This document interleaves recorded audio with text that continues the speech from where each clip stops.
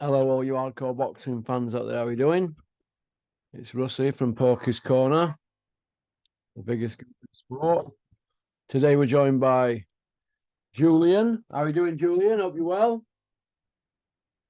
All good, buddy. All good. How are you? I'm all right. Did you watch the boxing? Right, I'm going to give you the honest answer, which is, as you know, I was over at my girlfriend's last night, went out for a few drinks, came back, didn't pay for the fight, ended up listening to it on TalkSport. And then, of course, I'm in a few WhatsApp groups, heard about all the controversy. People wanted my view. I knew I was going to do a session with you this morning or this afternoon. And I thought, well, what I'll do is I'll watch as much as I can because I didn't pay for it. So I think I've seen enough to make a pretty informed judgment based on my, what I believe to be right. Right.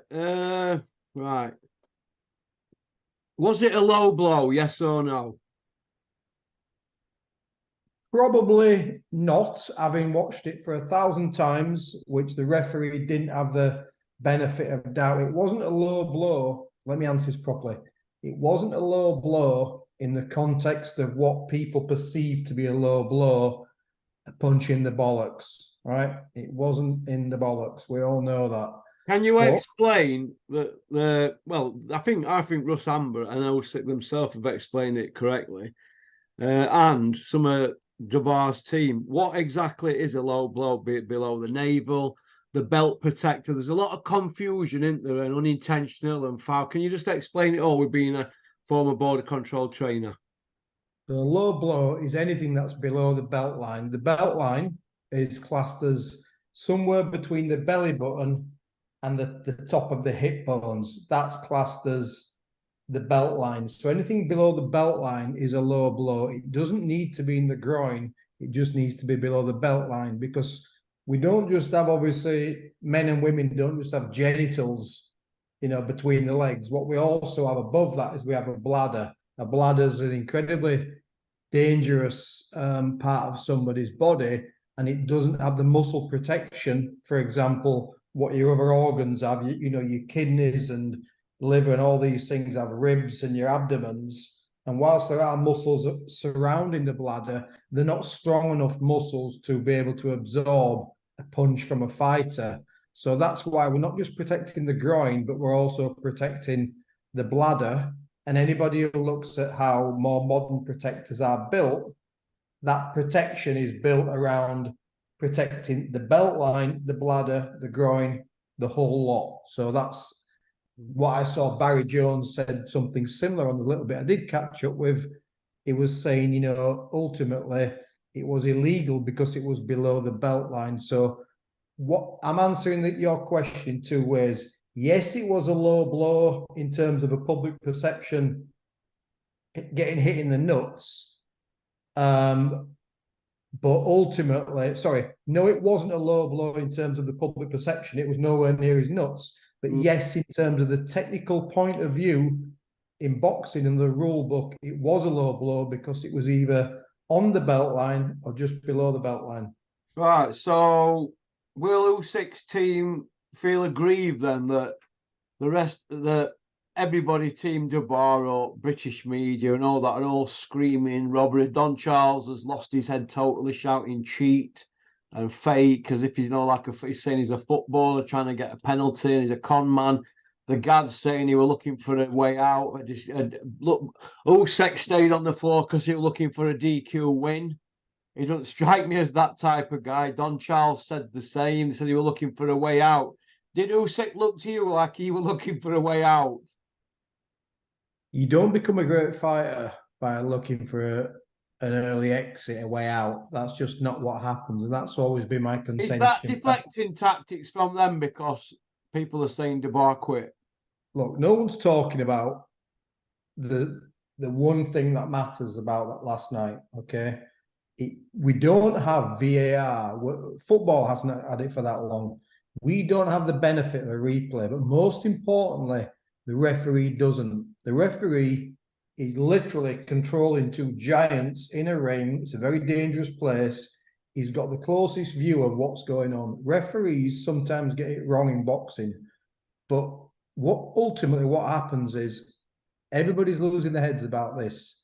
The referee straight away called it a low blow. Straight away. Right? This isn't a biased referee. This isn't a poor referee. This is a good referee who's got a lot of experience, right? Did he make technically the right call? I'll move into that one slightly in a minute, but ultimately the referee saw it as he saw it, and as soon as he hit him, low blow, right? Okay, so Alexander Usyk, his response was he thought he'd been hit low, and then let me just explain this to people who are up in arms about it, and I hope I don't come across as patronising, right? Sometimes there's a psychology of, we're all men.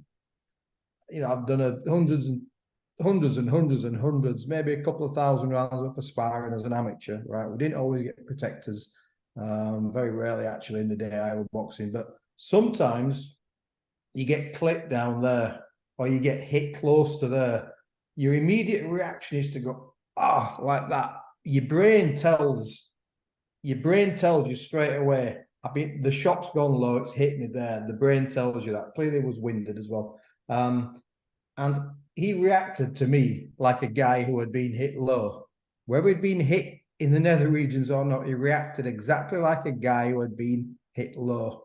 Doubled over, sat down in pain, lost some breath, right? So first of all, he reacted. He didn't react like someone who'd been hit with a body shot. Body shots, very rarely do you react split second to a body shot, because the psychology is, I've taken the shot, the wind's come out of me. 2 seconds later, you see them take the knee, don't you, with fighters when they get into the body. Alexander Usyk reacted like somebody had been hitting the nuts. Whether it had been or not, I think his brain sent a signal to him saying, I've been hit there. But this is the crux of it. Had the referee started to count, and this is where I kind of had a little bit of a debate with people. I'm in a WhatsApp group, family members and good friends, where they truly don't know boxing. And I don't mean this to be disrespectful.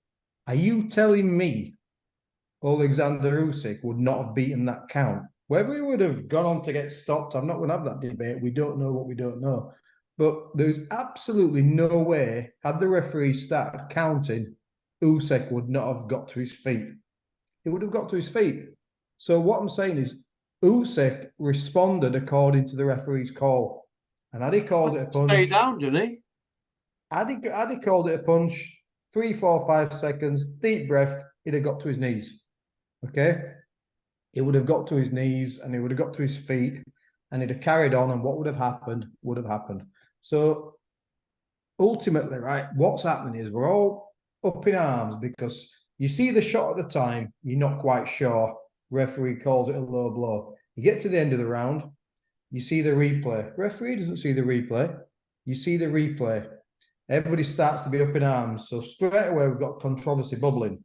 We've got an excuse there just in case Dubois doesn't win this fight. Yeah, had Dubois gone out and landed a right hand to the chin and knocked Usyk out, it wouldn't have been a talking point, would it? No. It wouldn't be a talking point. So you've got that excuse or that reason bagged already. And then what's happened now is in 12 hours or however long since the fight, we've just hit this fever pitch once again because it's a talking point. But ultimately, and I said this when you asked me to break it down a few weeks ago, I didn't really give Dubois a chance. The highlights and the bits I've seen, I thought it was slow. He never won a round, according to experts. The Gad said, and I quote, he never gave him a round, the Gad, and then Spencer Fearon popped up and he said, his stocks rose. How can his stock rise if he never won a round? Is it because of his profile? Is that what we're talking about now? Profiles and not ability. Well, Usyk is a great fighter. Okay, right? There's no doubt about that. But what we're also seeing is a slight decline in Usyk. And anybody who doesn't think that's right, you don't get better when you get to 36, 37. You just don't. There's also a reason we've said before about not just money. There's a reason these guys at 35, 36 and 37 are fighting once a year, twice a year, because the bodies can't have the activity of 4 or 5 times a year. They can't take the training camp They can't take the schedules. They need to rest. They get injured. All these things. So Usyk's a slower, slightly brilliant fighter, but he's a slower, aging fighter who's still just at the top of his game, who absolutely dominated a young challenger from the opening bell and dropped him, knocked him out with a jab. I'm sure we'll touch on that later. It wasn't a knockout, and he dominated him, and he won probably every minute of every round, apart from one moment in the fifth round. You think they're clinging on to dear life for this low blow for rematch because Warren's already lobbying and are appealing to the WBA. He didn't mention the WBO, did it? The WBA regarding because that's Daniel Dubois was obviously mandated with WBA. He's already appealing the WBA for a no contest, or at the very least, and I quote, a rematch, according to Bricktop. So he wants it made as a no contest, which he's not got a cat in hell's chance, or a rematch. What do you think? Well, you can't have a no contest because are we going to start overturning referees' decisions now? And if we do that, are we going to start overturning judges' decisions? Are we going to start having the politics of let's overturn that? Oh no, let's appeal. Or we haven't overturned it. Yes, we have. The referee's decision on the night is final.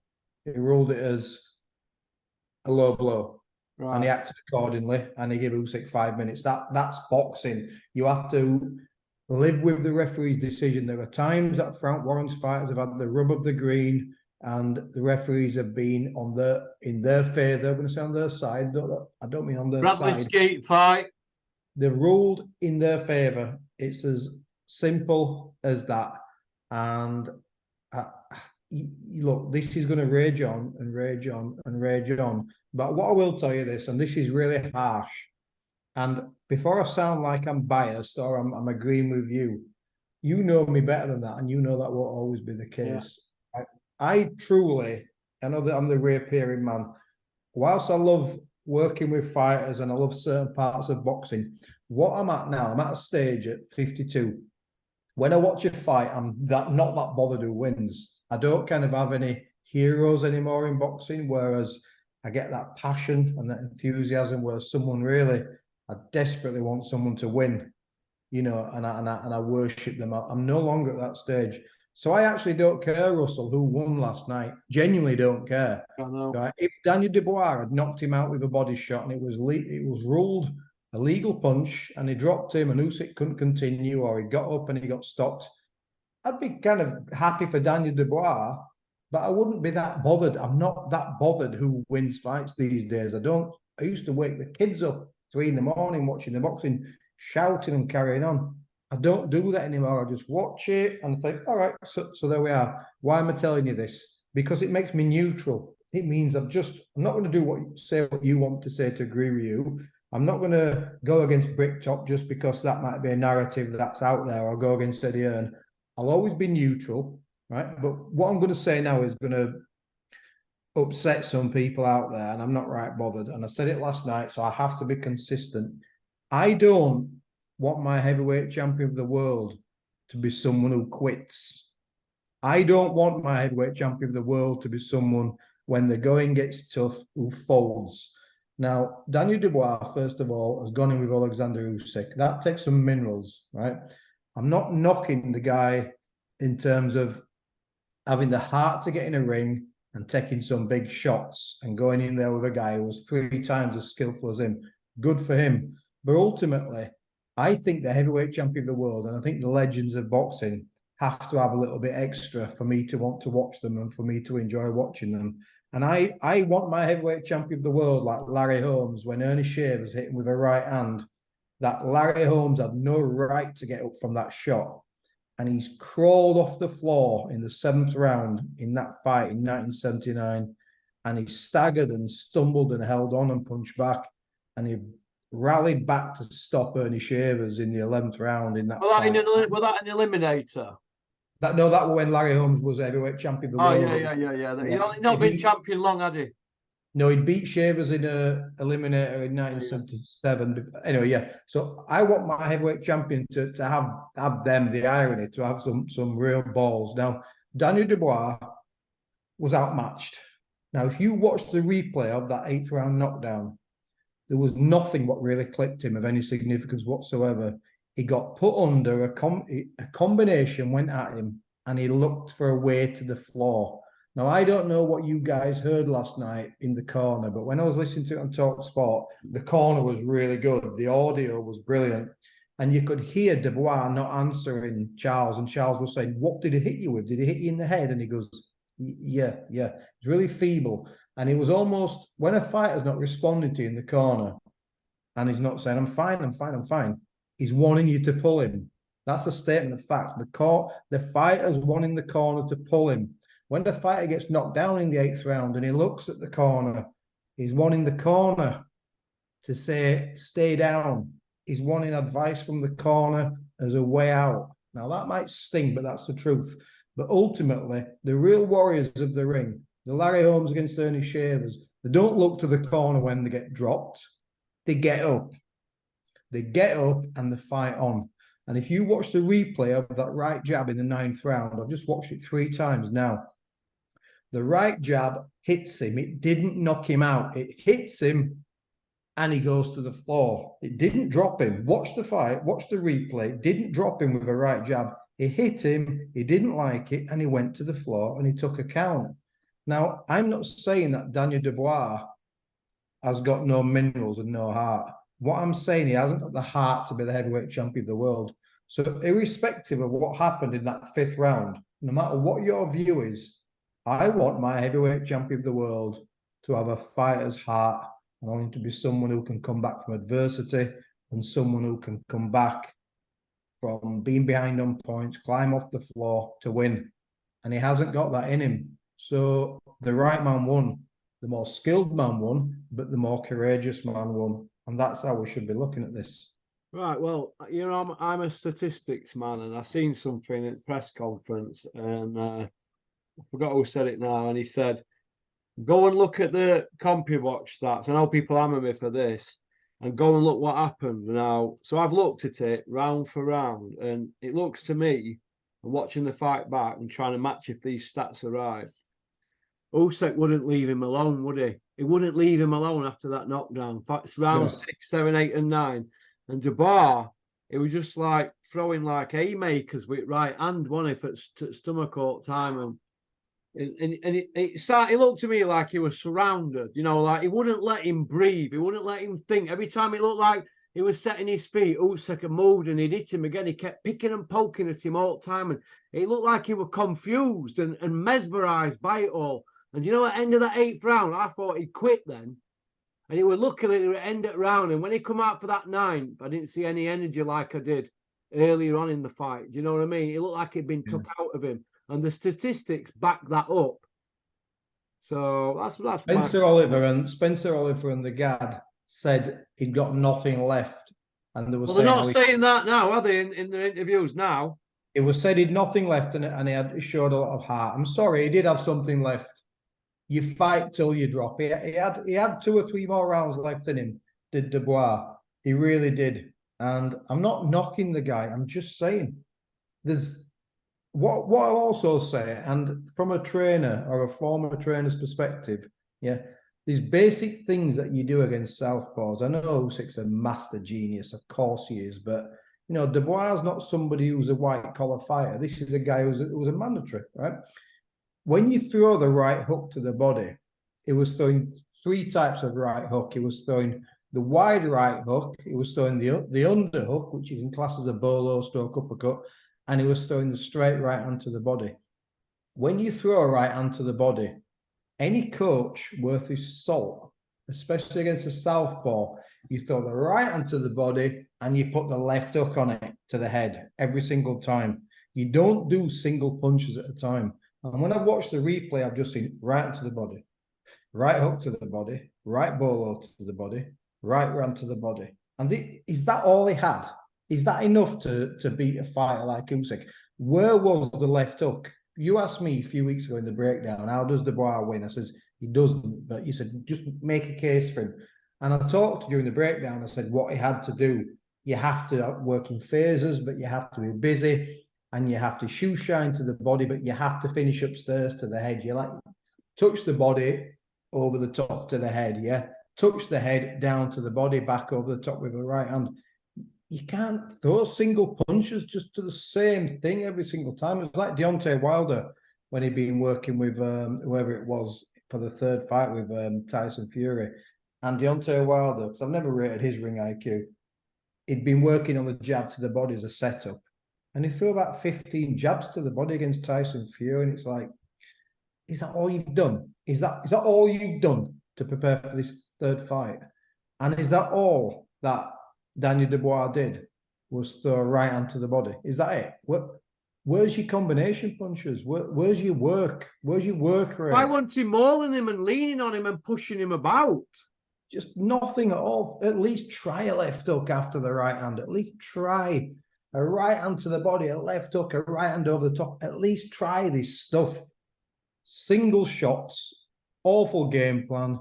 What's probably going to be hailed as a genius game plan, because they're saying the punch we worked on, which is what Frank Warren, I've just watched him say, that was the punch we worked on. That was the punch he knocked him out with.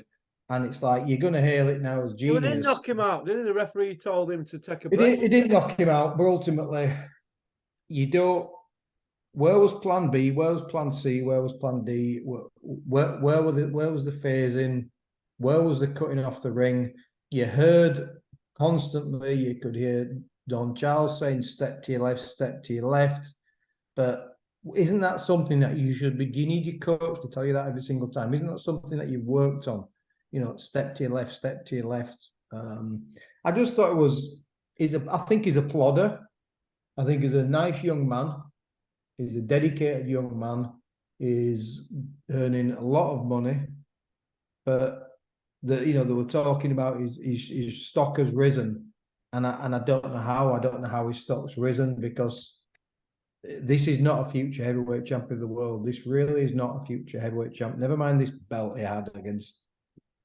There's gaslighting, isn't it? I mean, Bricktop's come out just now. Somebody sent me something, and he's saying he's brave enough to come out here to Poland to fight the guy. Well, Bricktop didn't win the purse bid, did he? So he had no choice, did he? Got no choice. A bit like Tyson Fury going to fight Vladimir in Germany. They didn't win the purse bid, so they had to go out there. But they're making out they're going out there because they had no choice. That they wanted to go out there. It's rubbish, isn't it? This is brilliant. This is the best outcome in the world for Frank Warren, because it means for the next 6 months he doesn't have to talk about the Usyk against Fury fight. Yeah, he doesn't have to talk about it. He can now talk about.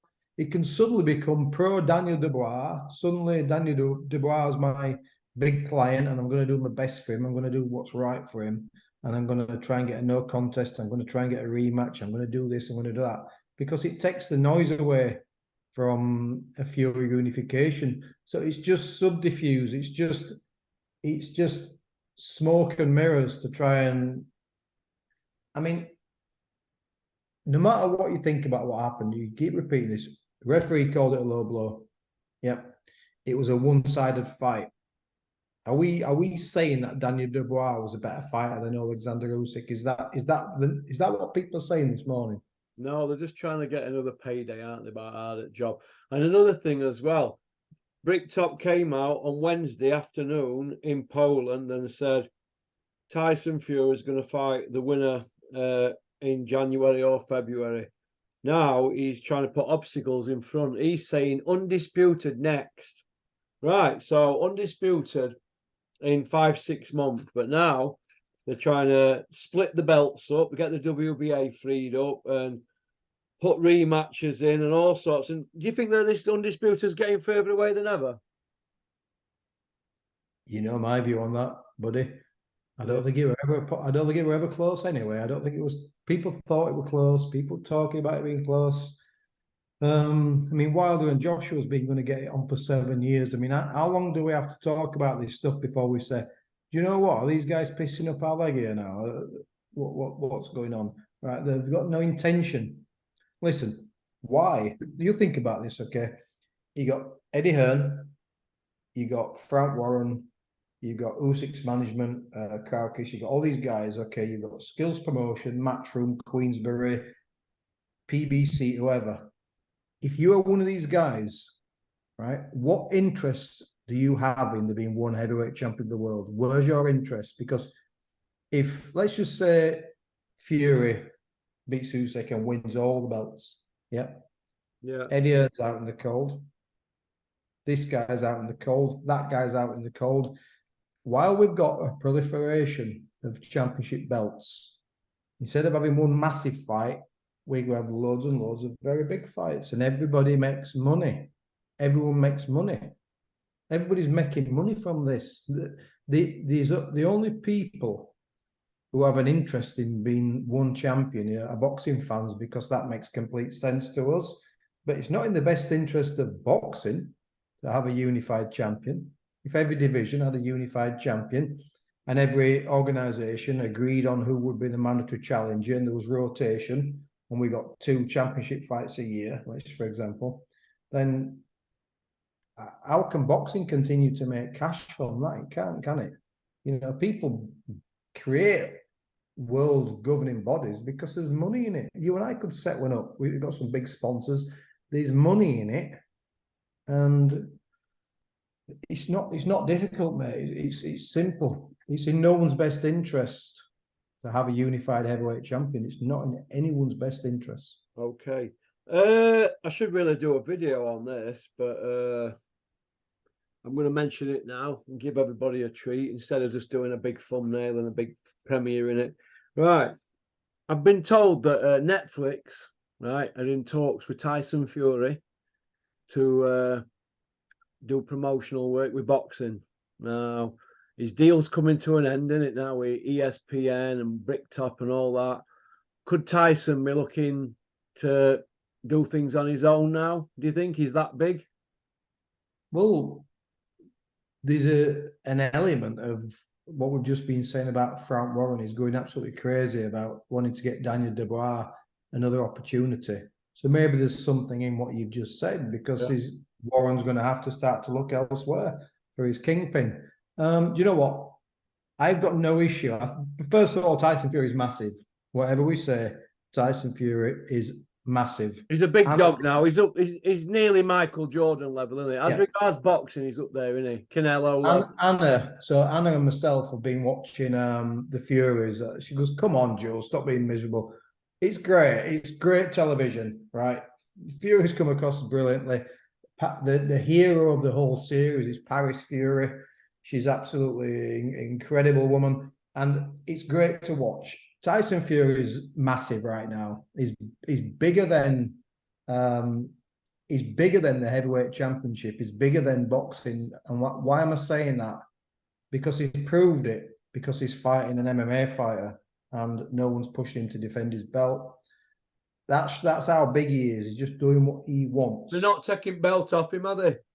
No, he can do it once because he's massive. He's massive views, and if Tyson Fury goes it alone, of course he'd need advisors. But if he goes it alone and gets 100% of the pie, good for him. I've got no issue with that, because it's a two-way street. The only thing I've ever said to you is, if people decide to go their own way, you have to give the person you're leaving at least a courtesy of a phone call to say, "Thank you for all you've done. Really appreciate you managing me, promoting me for the last 5 years, 10 years. Right, let's stay in touch. Let's continue to be friends, but I'm going my own way." And that happens in boxing.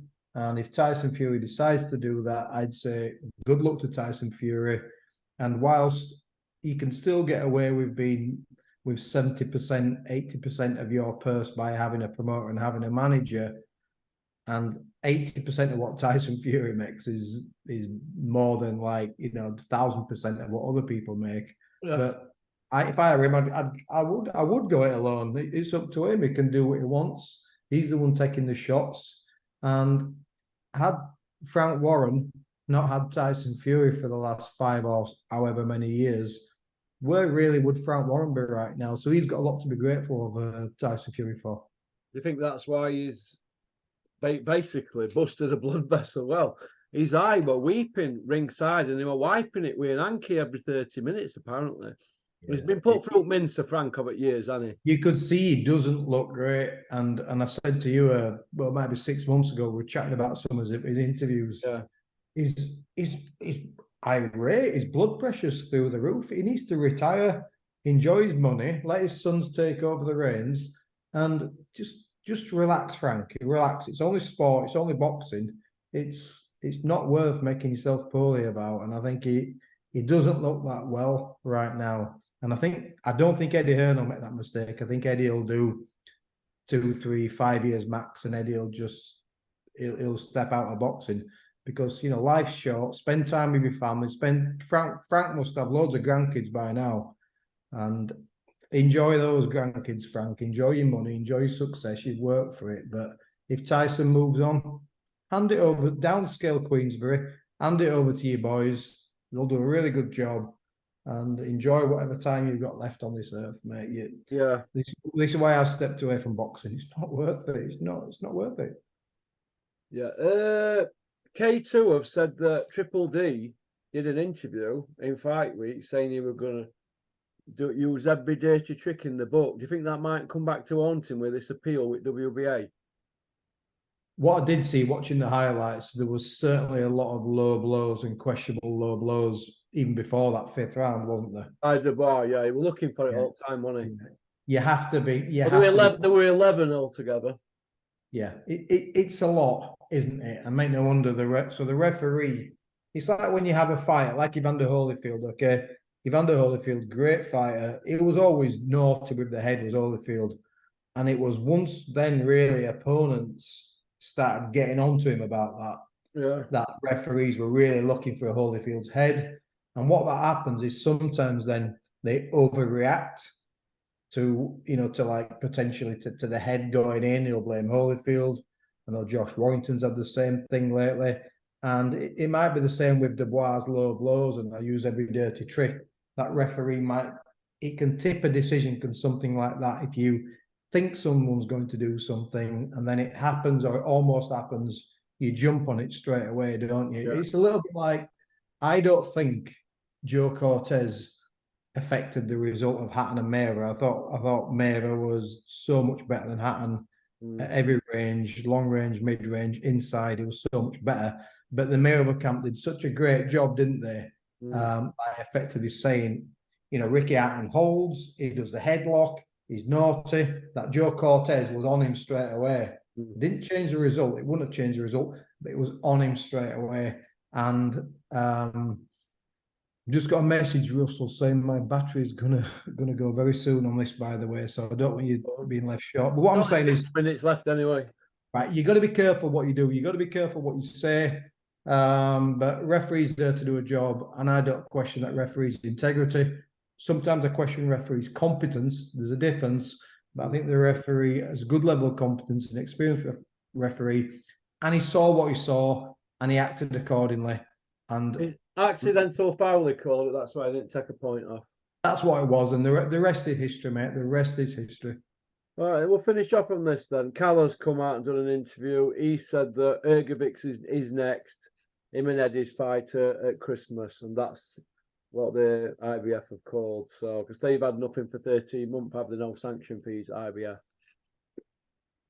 Look, they're all going to break the belts apart, but ultimately, I don't see Ergovic in a heavyweight championship of the world. I think his last 2 fights has been absolutely dreadful, and the McKean fight, whilst he won it convincingly, really at the end, I've got Pony won it. It was Pony. It was garbage. It was garbage. Look, if he's mandatory and he's entitled to a shot, fair enough. But I personally don't want to see Filip Ergovic in a heavyweight championship fight. But that's just me. Yeah, I see what you mean, man. I see what you mean. It's he's entitled to a shot, but he's bloody awful, and it's terrible.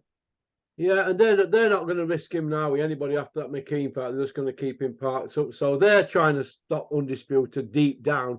Old Callaway, why is he even commenting on this? And he's a Misfits promoter. I mean, you couldn't make this up, could you? He needs to stick to what he's doing. I don't think I don't Well, think he should be near, recreational wise. well, I don't think he should be near professional fighters because if he's a guy happy with guys coming in at 157 pounds like Chris Eubank Jr. against someone who they know has had failed drugs tests and he's still happy for his fighter to go into that fight. I personally, I don't think he should be near professional fighters. I think he should have his license taken off him for that. I agree. I agree. Okie dokie then. Well, listen, thanks for coming on, Julian. My pleasure. Hope you're well. All good, mate. All good. Have a great day. What's left of it. You take care, everybody. Thank you, buddy. Cheers, pal. Bye. Thank you.